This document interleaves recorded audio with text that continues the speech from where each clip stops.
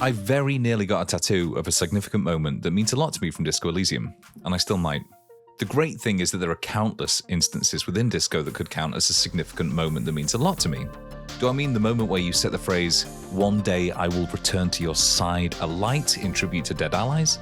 Is it when, after a game's worth of having to overcome possibly the most debilitating bout of self-loathing in fiction, your character solves the impossible mystery and is rewarded by the simple, awesome phrase, "Detective," arriving on the scene? Is it, "I want to have fun with you"? The answer is yes, it's all of them. There are countless moments like that throughout Disco. It's an impeccably crafted, crumbling world in which every location offers the opportunity for something memorable. From something as simple as taking a running jump off a roof to making an impossible skill check to hear the voice of Le Rêve-Cholier, the literal soul of the city, direct you to your goal, almost every interaction can make magic from the mundane. Over the course of the days-long narrative, your detective can piece himself back into a viable human using these moments to glue himself back together. What's more, these moments are meaningful because they're as likely to fail as to succeed. You can snatch failure from the jaws of success. You can literally die due to how uncomfortable a chair is because you don't have the volition to get up or the physicality to endure it.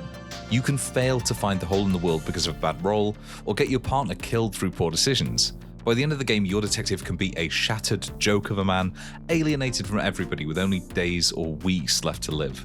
But whether you succeed beyond all expectations or confirm everybody's worst beliefs about you, Disco Elysium is built upon these moment-to-moment decisions.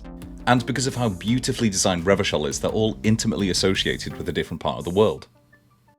For example, I'll never forget making an impossible skill check to teleport up the side of a building by the beach, or when I convinced Kim to dance in the church nightclub.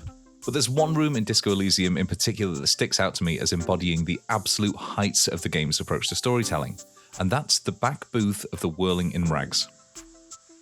Disco Elysium begins with your character, an amnesiac detective, waking up from a multi-day self-destructive bender of unimaginable proportions in the Whirling-In-Rags hotel. With difficulty, you can piece together the barest minimum of the world and your own history with the help of your skill set, each of which has a personality and mind of their own. These skills are how you interact with the world, and leveling them up can be as much of a hindrance as it is a help.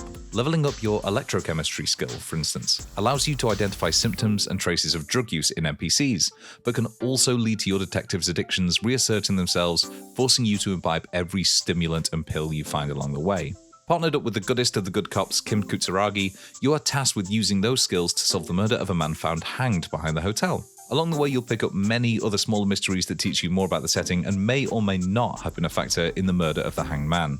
One potential lead takes you to the booth in the Whirling-In-Rags bar. It's the haunt of the Hardy Boys, enforcers for the Dockworkers Union, who are undoubtedly withholding information from you. And there are so many ways that this high-stakes encounter can play out. You can use a skill to identify and prod the most nervous of the gang, for instance. You can pass a composure check to uncover a hole in their story about the murder. You can leave and come back with information gleaned from other sources to force them to reveal something. Or, in one of the absolute best moments in gaming, you can attempt to use your authority skill to force them to talk. Authority is a difficult skill to master. Without any points in it, you have no ability to compel the public to aid your investigation.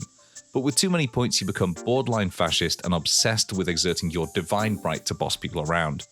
It's likely that the booth in the Whirling-In-Rags is when you'll see the negative consequences of over-investing in one skill writ large, when you can indulge authority and borrow a gun from your partner to help, that could not be in more inverted commas, you exert that authority. Good. Now put it...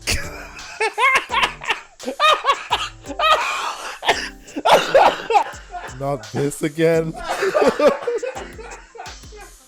With a few failed skill checks, the chain of actions can all too easily lead to your detective putting the gun in his own mouth to demonstrate how serious he is, at which point authority will insist you pull the trigger to show them you mean business. It's hilarious. It's also only one of countless ways in which the interrogation of the Hardy Boys can go, each of which ultimately helps determine what sort of cop you are and what sort of person you aspire to be. Beyond the booth, the world of Disco Elysium stretches far beyond the places you can actually visit.